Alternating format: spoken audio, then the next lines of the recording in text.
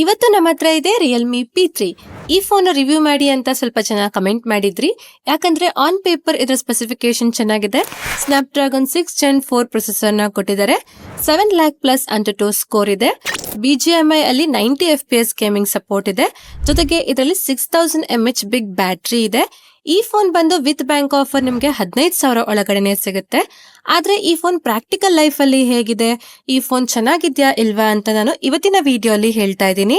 ಈ ಫೋನ್ ನಾನು 3 ಡೇಸ್ ಇಂದ ಯೂಸ್ ಮಾಡ್ತಾ ಇದ್ದೀನಿ. ಇದ್ರ ಬಗ್ಗೆ ಫುಲ್ ಡೀಟೇಲ್ ಆಗಿ ಅರ್ಥ ಮಾಡ್ಕೊಂಡಿದ್ದೀನಿ. ಹಾಗೆ ಈ ಫೋನ್ ಬಂದು ನಮ್ಗೆ ರಿಯಲ್ಮಿ ಅವ್ರು ಏನು ಕಳ್ಸಿಕೊಟ್ಟಿಲ್ಲ. ಈ ಫೋನ್ ಬಂದು ನಮ್ಮ ರವಿಕುಮಾರ್ ಎಂಟರ್ಪ್ರೈಸಸ್ ಅವರು ಕಳ್ಸಿಕೊಟ್ಟಿದ್ದಾರೆ. ಅವ್ರದ್ದು ಬಂದು 2 ಶಾಪ್ಸ್ ಇದಾವೆ. ಮೇನ್ ಬ್ರಾಂಚ್ ಬಂದು ಒಂದು ಬಾಗಲಗುಂಟೆಯಲ್ಲಿದೆ, ಇನ್ನೊಂದು ಮಾದನಾಯಕನಹಳ್ಳಿಯಲ್ಲಿದೆ. ಈ 2 ಶಾಪ್ಸ್ ಅಲ್ಲಿ ನಿಮ್ಗೆ ಯಾವ ಶಾಪ್ ಹತ್ರ ಆಗುತ್ತೋ ನೀವು ಅಲ್ಲಿ ಹೋಗಿ ನಿಮ್ಗೆ ಬೇಕಾಗಿರೋ ಫೋನ್, ಲ್ಯಾಪ್ಟಾಪ್ ಅಥವಾ ಬೇರೆ ಬೇರೆ ಟೆಕ್ ಗ್ಯಾಜೆಟ್ಸ್ ನ ನೀವು ತಗೋಬಹುದು. ನಿಮ್ಗೆ ಬೆಸ್ಟ್ ಡಿಸ್ಕೌಂಟ್ ಜೊತೆಗೆ ಬೇರೆ ಬೇರೆ ಬ್ಯಾಂಕ್ ಆಫರ್ಸ್ ಕೂಡ ಕೊಡ್ತಾರೆ. ಹಾಗೆ ನೀವೇನಾದ್ರೂ ಫಸ್ಟ್ ಟೈಮ್ ನಮ್ಮ ಚಾನಲ್ಗೆ ಬಂದಿದ್ರೆ ನಮ್ಮ ಚಾನಲ್ಗೆ ಸಬ್ಸ್ಕ್ರೈಬ್ ಆಗಿ ನನಗೆ ಸಪೋರ್ಟ್ ಮಾಡಿ. ನಾನು ಸಹ ಅನ್ಬಾಕ್ಸಿಂಗ್ ವಿಡಿಯೋಸ್ ಹಾಗೆ ಬೇರೆ ಬೇರೆ ಟೆಕ್ ವಿಡಿಯೋಸ್ ನ ಮಾಡ್ತೀನಿ. ಸಪೋರ್ಟ್ ಮಾಡ್ತೀರಾ ಅಲ್ವಾ? ಹಾಗಿದ್ರೆ ಇವತ್ತಿನ ವಿಡಿಯೋನ ಶುರು ಮಾಡೋಣ. ಹಾಯ್ ಗಾಯ್ಸ್, ನಾನು ನಿಮ್ಮ ಕನ್ನಡದ ಹುಡುಗಿ. ನಿಮ್ಮೆಲ್ಲರಿಗೂ ಟೆಕ್ ನ್ಯೂಸ್ ಪ್ರೋ ಕನ್ನಡ ಚಾನಲ್ಗೆ ಸ್ವಾಗತ. ಮೊದಲನೇದಾಗಿ ಇದರ ಬಾಕ್ಸ್ ಅಲ್ಲಿ ಏನೇನ್ ಸಿಗುತ್ತೆ ಅಂತ ನೋಡೋದಾದ್ರೆ, ಬಾಕ್ಸ್ ನೋಡಿ ಈ ತರ ಇರುತ್ತೆ. ಯೆಲ್ಲೋ ಕಲರ್ ಅಲ್ಲಿ ಇದೆ. ಹಾಗೆ ಈ ಬಾಕ್ಸ್ ಮೇಲೆ ಸ್ವಲ್ಪ ಇಲ್ಲಿ ಸ್ಪೆಸಿಫಿಕೇಶನ್ ಕೂಡ ಮೆನ್ಷನ್ ಮಾಡಿದ್ದಾರೆ, ಇಲ್ಲಿ ನೋಡ್ಬೋದು ನೀವು. ಈಗ ನಾವು ಬಾಕ್ಸ್ನ ಓಪನ್ ಮಾಡ್ತಾ ಇದ್ದಂಗೆ ನೋಡಿ, ಬಾಕ್ಸ್ ಅಲ್ಲಿ ನಮಗೆ ಇನ್ನೊಂದು ಬಾಕ್ಸ್ ಸಿಗುತ್ತೆ. ಇದರಲ್ಲಿ ಏನಿದೆ ಅಂತ ನೋಡೋಣ. ಇದರಲ್ಲಿ ನೋಡಿ ಸಿಮ್ ಎಜೆಕ್ಟರ್ ಪಿನ್ ಕೊಟ್ಟಿದ್ದಾರೆ, ಯೂಸರ್ ಮ್ಯಾನ್ಯುಯಲ್ ಸಿಗುತ್ತೆ, ಮತ್ತು ನಮಗೆ ಒಂದು ಒಳ್ಳೆ ಕ್ವಾಲಿಟಿಯ ಬ್ಯಾಕ್ ಕವರ್ ಕೂಡ ಸಿಗುತ್ತೆ. ಮತ್ತು ನಮಗೆ ಈ ಬಾಕ್ಸಲ್ಲಿ ಫೋನ್ ಸಿಗುತ್ತೆ. ಇದ್ರ ಬಗ್ಗೆ ನಾನು ಆಮೇಲೆ ಮಾತಾಡ್ತೀನಿ. ನಮಗೆ ಮತ್ತೆ ಇದರಲ್ಲಿ type A to type C cable ಕೊಟ್ಟಿದ್ದಾರೆ. ಮತ್ತು ನಮಗೆ ಇದರಲ್ಲಿ 45 ವ್ಯಾಟ್ ಚಾರ್ಜರ್ ಸಿಗುತ್ತೆ. ಈ ಬಾಕ್ಸಲ್ಲಿ ಎಲ್ಲನೂ ಸಿಗುತ್ತೆ, ನೀವು ಯಾವುದೇ ರೀತಿಯ ಎಕ್ಸ್ಟ್ರಾ ಖರ್ಚು ಮಾಡೋ ಅಗತ್ಯನೇ ಇರೋದಿಲ್ಲ. ನೆಕ್ಸ್ಟ್ ಇದರ ಡಿಸೈನ್ ಬಗ್ಗೆ ನಾವು ಮಾತಾಡೋದಾದ್ರೆ, ಇದರ ಡಿಸೈನ್ ಸ್ವಲ್ಪ ಚೆನ್ನಾಗಿದೆ. ಇದು ವುಡ್ ಡಿಸೈನ್ ನ ಹೊಂದಿದೆ. ಇದು ನಿಮಗೆ ಕಾಣಿಸುತ್ತೋ ಇಲ್ವೋ ಗೊತ್ತಿಲ್ಲ, ಆದ್ರೆ ಈ ಫೋನ್ ನ ಕೈಯಲ್ಲಿ ಹಿಡ್ಕೊಂಡ್ರೆ ಕಾಣಿಸುತ್ತೆ. ಹಾಗೆ ಇದರಲ್ಲಿ ಪಾಲಿಕಾರ್ಬೊನೇಟ್ ಬ್ಯಾಕ್ ಇದೆ, ಮ್ಯಾಟ್ ಫಿನಿಶಿಂಗ್ ನ ಹೊಂದಿದೆ. ಇದರ ಫ್ರೇಮ್ ಕೂಡ ಪಾಲಿಕಾರ್ಬೊನೇಟ್ ಇಂದ ಮಾಡಲಾಗಿದೆ. ಇದು ಕೂಡ ಮ್ಯಾಟ್ ಫಿನಿಶಿಂಗ್ ನ ಹೊಂದಿದೆ. ಇದರ ಮೇಲೆ ಜಾಸ್ತಿ ಫಿಂಗರ್ ಪ್ರಿಂಟ್ ಏನೋ ಬೀಳೋದಿಲ್ಲ. ಹಾಗೆ ಇದರ ಕ್ಯಾಮ್ರಾ ಬಂಪ್ ತುಂಬಾ ಜಾಸ್ತಿ ಏನೂ ಇಲ್ಲ, ಕಡಿಮೆನೇ ಇದೆ. ಆದ್ರೆ ಬ್ಯಾಕ್ ಕವರ್ ಇಲ್ಲದೆ ಯೂಸ್ ಮಾಡಿದ್ರೆ ಸ್ಕ್ರಾಚಸ್ ಆಗ್ಬೋದು. ಆದ್ರೆ ಇದಕ್ಕೆ ನೀವು ಬ್ಯಾಕ್ ಕವರ್ ಹಾಕಿ ಯೂಸ್ ಮಾಡಿದ್ರೆ ಕ್ಯಾಮ್ರಾ ಬಂಪ್ ಕವರ್ ಆಗುತ್ತೆ. ಹಾಗೆ ಈ ಫೋನ್ ಬಂದು 3 ಡಿಫ್ರೆಂಟ್ ಕಲರ್ ಅಲ್ಲಿ ಲಾಂಚ್ ಆಗಿದೆ. ಈಗ ನಮ್ಮ ಹತ್ರ ಇರೋದು ಕಾಮೆಂಟ್ ಗ್ರೇ. ಇನ್ನು ಬೇರೆ ಬೇರೆ ಕಲರ್ಸ್ ಯಾವುದು ಅಂತ ಅಂದ್ರೆ ನೆಬುಲಾ ಪಿಂಕ್ ಹಾಗೆ ಸ್ಪೇಸ್ ಸಿಲ್ವರ್. ಈ 3 ಕಲರ್ಸ್ ಅಲ್ಲಿ ಸ್ಪೇಸ್ ಸಿಲ್ವರ್ ಕಲರ್ ತುಂಬಾ ಚೆನ್ನಾಗಿದೆ ಅಂತ ಅನಿಸ್ತು. ಇದು ಸ್ವಲ್ಪ ಇಂಟ್ರೆಸ್ಟಿಂಗ್ ಆಗಿದೆ. ನಾನ್ ನಿಮ್ಗೆ ಇದೇ ಕಲರ್ ಅಲ್ಲಿ ಈ ಫೋನ್ ತಗೊಳ್ಳಿ ಅಂತ ರೆಕಮೆಂಡ್ ಮಾಡ್ತೀನಿ. ಯಾಕಂದ್ರೆ ಈ ಕಾಮೆಂಟ್ ಗ್ರೇ ಅಲ್ಲಿ ಮತ್ತೆ ನೆಬುಲಾ ಪಿಂಕ್ ಅಲ್ಲಿ ಡಿಸೈನ್ ಏನು ಚೆನ್ನಾಗಿಲ್ಲ, ಪ್ಲೇನ್ ಡಿಸೈನ್ ಇದೆ. ಆದ್ರೆ ಈ ಸ್ಪೇಸ್ ಸಿಲ್ವರ್ ಅಲ್ಲಿ ಸ್ಪೆಸಿಫಿಕ್ ಡಿಸೈನ್ ನೋಡೋದಕ್ಕೆ ಸಿಗುತ್ತೆ. ಗೇಮಿಂಗ್ ಫೋನ್ ತರ ಇದು ಕಾಣಿಸುತ್ತೆ. ಈ 3 ಕಲರ್ಸ್ ಅಲ್ಲಿ ನಿಮ್ಗೆ ಯಾವ ಕಲರ್ ಇಷ್ಟ ಆಯ್ತು ಅಂತ ನೀವು ಸಹ ಕಮೆಂಟ್ ಮಾಡಿ ಹೇಳಿ. ನನಗಂತೂ ಈ ಸ್ಪೇಸ್ ಸಿಲ್ವರ್ ಕಲರ್ ತುಂಬಾ ಇಷ್ಟ ಆಯ್ತು. ಹಾಗೆ ಈ ಫೋನ್ ನ ಗ್ರಿಪ್ ಚೆನ್ನಾಗಿದೆ, ಕೈಯಿಂದ ಬೀಳೋದಿಲ್ಲ. ಆದ್ರೆ ಇದು ಅಷ್ಟೊಂದು ಕಂಫರ್ಟಬಲ್ ಇಲ್ಲ ಅಂತ ಅನಿಸ್ತು. ಸ್ವಲ್ಪ ಅನ್ಕಂಫರ್ಟಬಲ್ ಫೀಲ್ ಆಗುತ್ತೆ. ಆದ್ರೆ ಸ್ವಲ್ಪ ದಿನ ಯೂಸ್ ಮಾಡ್ತಾ ಇದ್ದಂಗೆ ಕಂಫರ್ಟಬಲ್ ಆಗ್ಬೋದು. ಆದ್ರೆ ಈ ಫೋನ್ ಇನ್ ಹ್ಯಾಂಡ್ ಫೀಲ್ ಅಷ್ಟೊಂದು ಚೆನ್ನಾಗಿಲ್ಲ, ಪ್ರೀಮಿಯಂ ಫೀಲ್ ಬರೋದಿಲ್ಲ, 17,000 ಫೋನ್ ಅಂತ ಅನ್ಸೋದಿಲ್ಲ. ನೆಕ್ಸ್ಟ್ ಇದರ ವೆಯ್ಟ್ ಬಗ್ಗೆ ನಾವು ಮಾತಾಡೋದಾದ್ರೆ, ಈ ಫೋನ್ 195 ಗ್ರಾಮ್ ವೆಯ್ಟ್ ಇದೆ. ಮತ್ತೆ 7.97 mm ಥಿಕ್ನೆಸ್ ನ ಹೊಂದಿದೆ. ಈ ಫೋನ್ ಅಲ್ಲಿ 6000 mAh ಬಿಗ್ ಬ್ಯಾಟರಿ ಇದ್ರೂ ಈ ಫೋನ್ ಲೈಟ್ ವೆಯ್ಟ್ ಇದೆ, ಹಾಗೆ ಥಿಕ್ ಆಗಿದೆ. ಜಾಸ್ತಿ ಭಾರ, ಜಾಸ್ತಿ ದಪ್ಪ ಇದೆ ಅಂತ ಏನು ನಮಗೆ ಫೀಲ್ ಆಗೋದಿಲ್ಲ. ವೆಯ್ಟ್ ಹಾಗೆ ಥಿಕ್ನೆಸ್ ನ ಸರಿಯಾಗಿ ಬ್ಯಾಲೆನ್ಸ್ ಮಾಡಿದ್ದಾರೆ. ನೆಕ್ಸ್ಟ್ ಇದರ ಪೋರ್ಟ್ಸ್ ಹಾಗೂ ಬಟನ್ಸ್ ಬಗ್ಗೆ ಮಾತಾಡೋದಾದ್ರೆ, ಈ ಫೋನ್ ನ ಕೆಳಗಡೆ ಇಲ್ಲಿ ಸ್ಪೀಕರ್ ಕೊಟ್ಟಿದ್ದಾರೆ, USB ಚಾರ್ಜಿಂಗ್ ಪೋರ್ಟ್ ಇದೆ, ಇಲ್ಲಿ ಮೈಕ್ರೋಫೋನ್ ಇದೆ, ನಮಗೆ ಇಲ್ಲಿ ಸಿಮ್ ಕಾರ್ಡ್ ಟ್ರೇ ಸಿಗುತ್ತೆ. ಇದನ್ನು ನಾವು ಓಪನ್ ಮಾಡಿ ನೋಡೋಣ. ನೋಡಿ, ಇದು dual nano sim card slot ಆಗಿದೆ. ಇದರಲ್ಲಿ 2 ಸಿಮ್ನ ಹಾಕಿ ನಾವು ಯೂಸ್ ಮಾಡ್ಬೋದು, ಆದರೆ ಮೆಮೊರಿ ಕಾರ್ಡ್ನ ಹಾಕೋದಕ್ಕೆ ಆಗೋದಿಲ್ಲ. ಹಾಗೆ ಈ ಫೋನ್ ರೈಟ್ ಹ್ಯಾಂಡ್ ಸೈಡಲ್ಲಿ ಇಲ್ಲಿ power on and of button ಸಿಗುತ್ತೆ. ಇಲ್ಲಿ ವಾಲ್ಯೂಮ್ ರಾಕರ್ ಇದೆ. ಲೆಫ್ಟ್ ಹ್ಯಾಂಡ್ ಸೈಡಲ್ಲಿ ಏನೂ ಇಲ್ಲ, ಖಾಲಿ ಇದೆ. ಹಾಗೆ ಈ ಫೋನ್ನ ಮೇಲೆ ಇಲ್ಲಿ ಮೈಕ್ರೋಫೋನ್ ಸಿಗುತ್ತೆ, ಮತ್ತು ಇಲ್ಲಿ ಸ್ಪೀಕರ್ ಇದೆ. ಹಾಗೆ ಈ ಫೋನ್ ಅಲ್ಲಿ ಡ್ಯುಯಲ್ ಸ್ಟೀರಿಯೋ ಸ್ಪೀಕರ್ ಸಿಗ್ತಾ ಇದೆ. ಇದರಲ್ಲಿ 300% ಅಲ್ಟ್ರಾ ವಾಲ್ಯೂಮ್ ಮೋಡ್ ಕೂಡ ಸಿಗುತ್ತೆ. ಇದರಿಂದ ಇದರ ಸೌಂಡ್ ಕ್ವಾಲಿಟಿ ತುಂಬಾ ಜಾಸ್ತಿ ಏನೋ ಕೇಳೋದಿಲ್ಲ, ಆದ್ರೆ ಸ್ವಲ್ಪ ಲೌಡ್ ಆಗಿದೆ. ಕ್ಲಾರಿಟಿ ಚೆನ್ನಾಗಿದೆ, ವೋಕಲ್ಸ್ ಚೆನ್ನಾಗಿದೆ, ಮೂವೀಸ್ ನೋಡುವಾಗ ಆಡಿಯೋ ಕ್ವಾಲಿಟಿ ಚೆನ್ನಾಗಿರುತ್ತೆ. ಆದ್ರೆ ಇದರಲ್ಲಿ 300% ಸೌಂಡ್ ಇಟ್ಟಾಗ ಇದರಲ್ಲಿ ಬೀಟ್ ನ ಕ್ವಾಲಿಟಿ ಸ್ವಲ್ಪ ಕಡಿಮೆ ಆಗುತ್ತೆ. ಅದಕ್ಕೆ ನೀವು 200% ಇಲ್ಲ 100% ಅಲ್ಲೇ ಸೌಂಡ್ ನ ಇಡಿ, ಆಗ ಆಡಿಯೋ ಬೀಟ್ ಬ್ಯಾಲೆನ್ಸ್ಡ್ ಆಗಿರುತ್ತೆ. ಓವರಾಲ್ ಇದರ ಸ್ಪೀಕರ್ ಡಿಸೆಂಟ್ ಆಗಿದೆ. ಬಜೆಟ್ ಅಕಾರ್ಡಿಂಗ್ ಇನ್ನೂ ಸ್ವಲ್ಪ ಬೆಟರ್ ಆಗಿ ಇರ್ಬೋದಿತ್ತು, ಇನ್ನೂ ಚೆನ್ನಾಗಿರ್ತಾ ಇತ್ತು.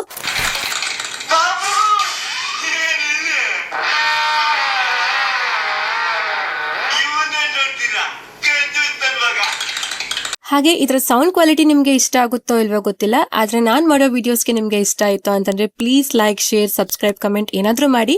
ಇದರಿಂದ ನನಗೆ ಮೋಟಿವೇಶನ್ ಸಿಗುತ್ತೆ. ಹಾಗೆ ಈ ಫೋನ್ಗೆ IP69 ಸರ್ಟಿಫಿಕೇಶನ್ ಸಿಗುತ್ತೆ. ಈ phone 30 minutes under water use ಮಾಡಬಹುದು. ಫೋನ್ಗೆ ಏನೂ ಆಗೋದಿಲ್ಲ. ಜೊತೆಗೆ ಅಂಡರ್ ವಾಟರ್ ಫೋಟೋಸ್, ವಿಡಿಯೋಸ್ ಕೂಡ ತೆಗಿಬಹುದು.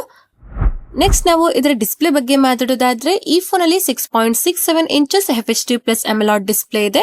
120 ಹರ್ಟ್ಸ್ ರಿಫ್ರೆಶ್ ರೇಟ್ ಸಿಗುತ್ತೆ. ಇದರ ಡಿಸ್ಪ್ಲೇ ಸ್ಮೂತ್ ಆಗಿ ವರ್ಕ್ ಆಗುತ್ತೆ. ಆದ್ರೆ ಬಜೆಟ್ ಅಕಾರ್ಡಿಂಗ್ ಇದರ ಬೆಜಲ್ ಸ್ವಲ್ಪ ಜಾಸ್ತಿ ಇದೆ, ಇನ್ನೂ ಕಡಿಮೆ ಮಾಡಿದ್ರೆ ಚೆನ್ನಾಗಿರ್ತಾ ಇತ್ತು. ಹಾಗೆ ಇದರಲ್ಲಿ ಪಂಚಿ ಕಲರ್ಸ್ ಬರುತ್ತೆ, ಡೀಪ್ ಬ್ಲಾಕ್ಸ್ ಚೆನ್ನಾಗಿ ಕಾಣಿಸುತ್ತೆ. ಈ ಡಿಸ್ಪ್ಲೇ HDR ಗೆ ಸಪೋರ್ಟ್ ಮಾಡುತ್ತೆ. ಯೂಟ್ಯೂಬ್ ಅಲ್ಲಿ 4K ಅಲ್ಲಿ HDR ವಿಡಿಯೋಸ್ ನ ಪ್ಲೇ ಮಾಡಬಹುದು. ಆದ್ರೆ ನೆಟ್ಫ್ಲಿಕ್ಸ್ ಅಲ್ಲಿ HDR ನ ಸಪೋರ್ಟ್ ಇಲ್ಲ. ಆದ್ರೆ ವೈಡ್ L1 ಸಪೋರ್ಟ್ ಇದೆ. ಜಾಸ್ತಿ ಕಂಟೆಂಟ್ ನೋಡೋರ್ಗೆ ಇದರ ಡಿಸ್ಪ್ಲೇ ಇಷ್ಟ ಆಗುತ್ತೆ. ಆದ್ರೆ ಇದರಲ್ಲಿ ಲೋ ಲೈಟ್ ಅಲ್ಲಿ ಫ್ಲಿಕರಿಂಗ್ ಇಶ್ಯೂಸ್ ಬರುತ್ತೆ. ಇದರಿಂದ ನೀವು ತುಂಬಾ ಲೋ ಬ್ರೈಟ್ನೆಸ್ ಅಲ್ಲಿ ಯೂಸ್ ಮಾಡಿದ್ರೆ ಕಣ್ಗಳು ಉರಿಬಹುದು. ಅದಕ್ಕೆ ಸ್ವಲ್ಪ ಬ್ರೈಟ್ನೆಸ್ ಇಟ್ಕೊಂಡು ನೀವು ಯೂಸ್ ಮಾಡಿ. ಹಾಗೆ ಇದರಲ್ಲಿ 2000 ನೈಟ್ ಪೀಕ್ ಬ್ರೈಟ್ನೆಸ್ ಸಿಗುತ್ತೆ. ಇದು ಸ್ವಲ್ಪ ಮಟ್ಟಿಗೆ ಬ್ರೈಟ್ ಆಗಿದೆ. ಇಂಡೋರ್ ಹಾಗೆ ಔಟ್ಡೋರ್ ಅಲ್ಲಿ ಆರಾಮಾಗಿ ಯೂಸ್ ಮಾಡಬಹುದು. ಓವರ್ ಆಲ್ ಇದರ ಡಿಸ್ಪ್ಲೇ ಚೆನ್ನಾಗಿದೆ. ಆದ್ರೆ ಬಜೆಟ್ ಅಕಾರ್ಡಿಂಗ್ ಇದರ ಬೆಸಲ್ಸ್ ಇನ್ನೂ ಸ್ವಲ್ಪ ಕಡಿಮೆ ಆಗಬೇಕಾಗಿತ್ತು. ಹಾಗೆ PWM ಡಿಮ್ಮಿಂಗ್ ಇನ್ನೂ ಸ್ವಲ್ಪ ಬೆಟರ್ ಆಗಿ ಇರಬೇಕಾಗಿತ್ತು. ನೆಕ್ಸ್ಟ್ ಇದರ ಪರ್ಫಾರ್ಮೆನ್ಸ್ ಬಗ್ಗೆ ನಾವು ಮಾತಾಡೋದಾದ್ರೆ ಇದರಲ್ಲಿ ಕ್ವಾಲ್ಕಾಮ್ ಕಡೆಯಿಂದ ಸ್ನ್ಯಾಪ್ಡ್ರಾಗನ್ 6 Gen 4 ಪ್ರೊಸೆಸರ್ ನ ಕೊಟ್ಟಿದ್ದಾರೆ. ಇದರಲ್ಲಿ LPDDR4X ರ್ಯಾಮ್ ಇದೆ. UFS 2.2 ನ ಸ್ಟೋರೇಜ್ ಇದೆ. ರ್ಯಾಮ್ ಟೈಪ್ ಏನೋ ಓಕೆ, ಆದ್ರೆ ಸ್ಟೋರೇಜ್ ಟೈಪ್ ಕಡಿಮೆ ಆಯ್ತು. UFS 3.1 ಸ್ಟೋರೇಜ್ ಕೊಟ್ಟಿದ್ರೆ ಚೆನ್ನಾಗಿರ್ತಾ ಇತ್ತು. ಹಾಗೆ ಇದರಲ್ಲಿ 7,59,000+ ANTUTU ಸ್ಕೋರ್ ಇದೆ. ಹಾಗೆ 90% CPU ಥ್ರಾಟಲ್ ಇದೆ. ಹೀಟಿಂಗ್ ಇಶ್ಯೂಸ್ ಏನೂ ಇಲ್ಲ ಇದರಲ್ಲಿ. ಹಾಗೆ ಇದರ ಬೆಂಚ್ ಮಾರ್ಕ್ ನ ಚೆಕ್ ಮಾಡುವಾಗ ಇದರ ಬ್ಯಾಟರಿ ಡ್ರೈನ್ ಹಾಗೆ ಟೆಂಪರೇಚರ್ ವೇರಿಯೇಷನ್ ಕೂಡ ಚೆಕ್ ಮಾಡಿದ್ವಿ. ಈ ಫೋನ್ 33°C ಇಂದ 42°C ವರೆಗೂ ಟೆಂಪರೇಚರ್ ವೇರಿಯೇಷನ್ ಆಯ್ತು. ಮತ್ತೆ 67% ಇಂದ 57% ವರೆಗೂ ಬ್ಯಾಟರಿ ಡ್ರೈನ್ ಆಯ್ತು. ಇದರ ಬ್ಯಾಟರಿ ಬ್ಯಾಕಪ್ ಚೆನ್ನಾಗಿದೆ. ಈ ಫೋನ್ ಜಾಸ್ತಿ ಹೀಟ್ ಏನೂ ಆಗೋದಿಲ್ಲ. ಹಾಗೆ BGMI ಅಲ್ಲಿ ಸ್ಮೂತ್ ಆಪ್ಷನ್ ಅಲ್ಲಿ ಎಕ್ಸ್ಟ್ರೀಮ್ ಪ್ಲಸ್ ಸೆಟ್ಟಿಂಗ್ ಅಲ್ಲಿ ಆಡಬಹುದು. ಅಂದ್ರೆ ಈ ಫೋನ್ ಅಲ್ಲಿ 90 FPS ಗೇಮಿಂಗ್ ಸಪೋರ್ಟ್ ಸಿಗುತ್ತೆ. ಇದರಲ್ಲಿ 45 ಮಿನಿಟ್ಸ್ ಗೇಮಿಂಗ್ ಟೆಸ್ಟ್ ಕೂಡ ಮಾಡಿದ್ವಿ. TDM ಅಲ್ಲಿ 90 FPS ಸ್ಟೇಬಲ್ ಆಗಿದೆ. 83 FPS ಇಂದ 90 FPS ವರೆಗೂ ಅಷ್ಟೇ ಫ್ಲಕ್ಚುಯೇಟ್ ಆಗ್ತಾ ಇರುತ್ತೆ. ಆದ್ರೆ ಬಿಗ್ ಗೇಮ್ಸ್ ಮ್ಯಾಚ್ ಆಡುವಾಗ ಇದರ FPS ಸ್ಟೇಬಲ್ ಆಗಿರೋದಿಲ್ಲ. 60 FPS ಇಂದ 75 FPS ವರೆಗೂ ಅಷ್ಟೇ ಗೇಮಿಂಗ್ ಸಪೋರ್ಟ್ ಸಿಗುತ್ತೆ. 90 FPS ವರೆಗೂ ಟಚ್ ಆಗೋದಿಲ್ಲ. ಈ ಪ್ರೊಸೆಸರ್ ಅಥವಾ ಈ ಬಜೆಟ್ ರೇಂಜ್ ಅಲ್ಲಿ 90 FPS ಕಾನ್ಸ್ಟೆಂಟ್ ಗೇಮಿಂಗ್ ಆಡೋದಕ್ಕೆ ಸಿಗೋದಿಲ್ಲ. ಆದ್ರೆ ಇದರಲ್ಲಿ ಗೇಮಿಂಗ್ ಚೆನ್ನಾಗಿದೆ. ಇದರಲ್ಲಿ GT ಮೋಡ್ ಕೂಡ ಸಿಗುತ್ತೆ. FPS ಡ್ರಾಪ್ ಆಗ್ತಾ ಇದ್ದಾಗ ಇದನ್ನ ಆನ್ ಮಾಡಿದ್ರೆ FPS ಸ್ವಲ್ಪ ಮಟ್ಟಿಗೆ ಸ್ಟೇಬಲ್ ಆಗಿರುತ್ತೆ. ಹಾಗೆ ಇದರಲ್ಲಿ ಗೇಮ್ಸ್ ಆಡುವಾಗ ಯಾವುದೇ ಫ್ರೇಮ್ ಡ್ರಾಪ್ ಆಗೋದಿಲ್ಲ, ಲ್ಯಾಗ್ ಆಗೋದಿಲ್ಲ. ಸ್ಮೂತ್ ಗೇಮಿಂಗ್ ಎಕ್ಸ್ಪೀರಿಯನ್ಸ್ ಸಿಗುತ್ತೆ. ಓವರ್ ಆಲ್ ಈ ಪ್ರೈಸ್ ರೇಂಜ್ಗೆ ಇದರ ಪರ್ಫಾರ್ಮೆನ್ಸ್ ಚೆನ್ನಾಗಿದೆ. ನೆಕ್ಸ್ಟ್ ಇದರ ಸಾಫ್ಟ್ವೇರ್ ಬಗ್ಗೆ ನಾವು ಮಾತಾಡೋದಾದ್ರೆ ಈ ಫೋನ್ Android 15 ಅಲ್ಲಿ ಬರುತ್ತೆ. Realme UI 6.0 ಅಲ್ಲಿ ವರ್ಕ್ ಮಾಡುತ್ತೆ. ಇದಕ್ಕೆ 2 years ಮೇಜರ್ OS ಅಪ್ಡೇಟ್ ಹಾಗೆ 3 years ಸೆಕ್ಯೂರಿಟಿ ಪ್ಯಾಚ್ ಅಪ್ಡೇಟ್ ಸಿಗುತ್ತೆ. ಈ UI ಅಲ್ಲಿ ಯಾವುದೇ ಆಡ್ಸ್ ಗಳು ಬರೋದಿಲ್ಲ. ಆದ್ರೆ ಹಾಟ್ ಆಪ್ಸ್, ಹಾಟ್ ಗೇಮ್ಸ್ ಗಳು ಬರುತ್ತೆ. ಜೊತೆಗೆ ಇದರಲ್ಲಿ ಎಷ್ಟೊಂದು ಫ್ರೀ ಇನ್ಸ್ಟಾಲ್ಡ್ ಆಪ್ ಗಳು ಬರುತ್ತೆ. ಇದನ್ನ ನೀವು ಅನ್ಇನ್ಸ್ಟಾಲ್ ಮಾಡ್ಕೋಬಹುದು.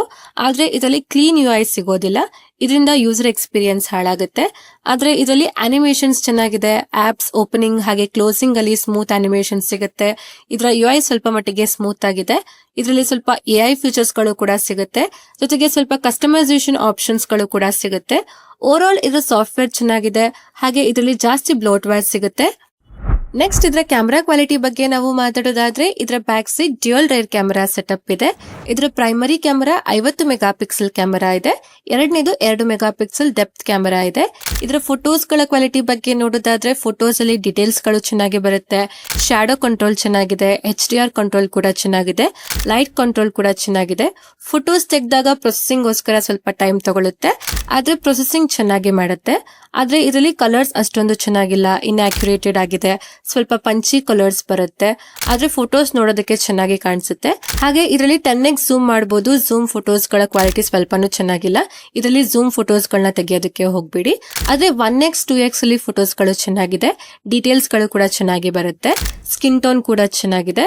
ಹಾಗೆ ಪೋರ್ಟ್ರೇಟ್ ಮೋಡ್ ಅಲ್ಲಿ 1x ಝೂಮ್ ಅಷ್ಟೇ ಇದೆ. ಪೋರ್ಟ್ರೇಟ್ ಶಾರ್ಟ್ ಚೆನ್ನಾಗಿದೆ.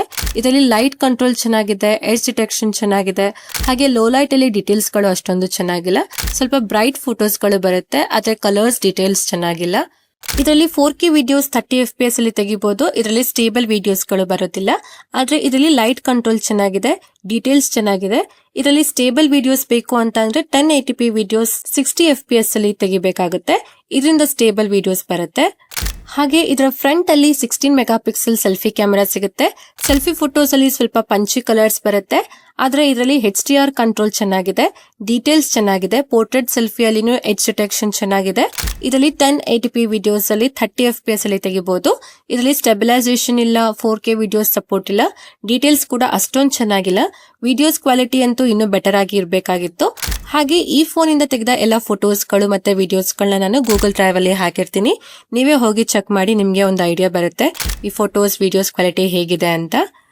ನೆಕ್ಸ್ಟ್ ಇದರ ಬ್ಯಾಟರಿ ಲೈಫ್ ಬಗ್ಗೆ ನಾವು ಮಾತಾಡೋದಾದ್ರೆ ಇದರಲ್ಲಿ 6000 mAh ಬಿಗ್ ಬ್ಯಾಟರಿ ಸಿಗುತ್ತೆ. ಇದು 45 ವ್ಯಾಟ್ ಫಾಸ್ಟ್ ಚಾರ್ಜಿಂಗ್ ಗೆ ಸಪೋರ್ಟ್ ಮಾಡುತ್ತೆ.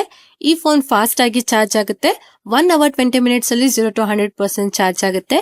ಬಿಗ್ ಬ್ಯಾಟರಿ ಇರೋದ್ರಿಂದ ಚಾರ್ಜ್ ಆಗೋದಕ್ಕೆ ಸ್ವಲ್ಪ ಟೈಮ್ ತಗೊಳುತ್ತೆ. ಹಾಗೆ ಇದರ ಬ್ಯಾಟರಿ ಲೈಫ್ ಚೆನ್ನಾಗಿದೆ. ಹೆವಿ ಯೂಸ್ ಮಾಡಿದ್ರೆ 7 to 8 hours ಬ್ಯಾಟರಿ ಬ್ಯಾಕಪ್ ಬರುತ್ತೆ. ಹೆವಿ ಯೂಸ್ ಮಾಡಿಲ್ಲ ಅಂತ ಅಂದ್ರೆ 2 days ವರೆಗೂ ಆರಾಮಾಗಿ ಬ್ಯಾಟರಿ ಬ್ಯಾಕಪ್ ಬರುತ್ತೆ. ನೆಕ್ಸ್ಟ್ ನಾವು ಇದರ ಕನೆಕ್ಟಿವಿಟಿ ಬಗ್ಗೆ ಮಾತಾಡೋದಾದ್ರೆ ಇದರಲ್ಲಿ 9 5G ಬ್ಯಾಂಡ್ಸ್ ಗಳು ಸಿಗುತ್ತೆ.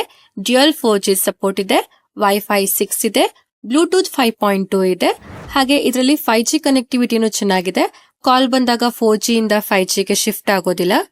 ಕೊನೆಯದಾಗಿ ನಾವು ಇದರ ಪ್ರೈಸಿಂಗ್ ಬಗ್ಗೆ ಮಾತಾಡೋದಾದ್ರೆ ಈ ಫೋನ್ ಬಂದು 3 ಡಿಫರೆಂಟ್ ವೇರಿಯಂಟ್ ಅಲ್ಲಿ ಸಿಗುತ್ತೆ. 6GB RAM, 128GB storage, 8GB RAM, 128GB storage, ಹಾಗೆ 8GB ರ್ಯಾಮ್, 256GB ಸ್ಟೋರೇಜ್. ಇದರ ಬೇಸ್ ವೇರಿಯಂಟ್ ಗೆ 16999 ಆಗುತ್ತೆ.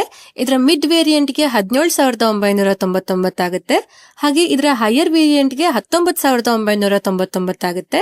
ಹಾಗೆ ಈ ಫೋನ್ ಗೆ 1000 ರೂಪೀಸ್ ಬ್ಯಾಂಕ್ ಡಿಸ್ಕೌಂಟ್ ಕೂಡ ಸಿಗುತ್ತೆ. ಹಾಗಿದ್ರೆ ಈ ಫೋನ್ ನ ತಗೋಬಹುದಾ ಅಂತ ಅಂದ್ರೆ ತಗೋಬಹುದು. ಈ ಫೋನ್ ಅಲ್ಲಿ ಡಿಸೈನ್ ಚೆನ್ನಾಗಿದೆ, ಪರ್ಫಾರ್ಮೆನ್ಸ್ ಚೆನ್ನಾಗಿದೆ, ಕ್ಯಾಮೆರಾ ಕ್ವಾಲಿಟಿ ಚೆನ್ನಾಗಿದೆ, ಸೆಲ್ಫಿ ಕ್ಯಾಮೆರಾ ಓಕೆ ಪರವಾಗಿಲ್ಲ, ಬ್ಯಾಟರಿ ಲೈಫ್ ತುಂಬಾ ಚೆನ್ನಾಗಿದೆ, ಇದರ ಕನೆಕ್ಟಿವಿಟಿನೂ ಚೆನ್ನಾಗಿದೆ. ಆದ್ರೆ ಇದರಲ್ಲಿ ಡಿಸ್ಪ್ಲೇ ಅಲ್ಲಿ ಫ್ಲಿಕರಿಂಗ್ ಇಶ್ಯೂ ಇದೆ. ಇದರ ರ್ಯಾಮ್ ಟೈಪ್ ಕಡಿಮೆ ಆಯ್ತು. ಹಾಗೆ ಇದರ 90 FPS ಗೇಮಿಂಗ್ ಸ್ಟೇಬಲ್ ಆಗಿಲ್ಲ. ಇದನ್ನ ಬಿಟ್ರೆ ಈ ಫೋನ್ ಚೆನ್ನಾಗಿದೆ. ಇಷ್ಟೇ ಫ್ರೆಂಡ್ಸ್, ಇವತ್ತಿನ ವಿಡಿಯೋಲಿ ರಿಯಲ್ಮಿ P3 ನ ಅನ್ಬಾಕ್ಸಿಂಗ್ ಮಾಡಿ ರಿವ್ಯೂ ಮಾಡಿದೀನಿ. ಈ ಫೋನ್ ನಿಮ್ಗೆ ಹೇಗನಿಸ್ತು ಅಂತ ನೀವು ಕಮೆಂಟ್ ಮಾಡಿ. ವಿಡಿಯೋ ಇಷ್ಟ ಆದ್ರೆ ಲೈಕ್ ಮಾಡಿ, ನಮ್ಮ ಚಾನಲ್ಗೆ ಸಬ್ಸ್ಕ್ರೈಬ್ ಆಗಿ ನನಗೆ ಸಪೋರ್ಟ್ ಮಾಡಿ. ಹಾಗೆ ಈ ವಿಡಿಯೋನ ನಿಮ್ಮ ಫ್ರೆಂಡ್ಸ್ ಹಾಗೂ ಫ್ಯಾಮಿಲಿ ಅವ್ರಿಗೆ ಶೇರ್ ಮಾಡಿ. ಧನ್ಯವಾದಗಳು. Thank you for watching. Next video ಸಿಗೋಣ. ಅಲ್ಲಿವರೆಗೂ ಕಾಯ್ತಾ ಇರಿ. Bye by.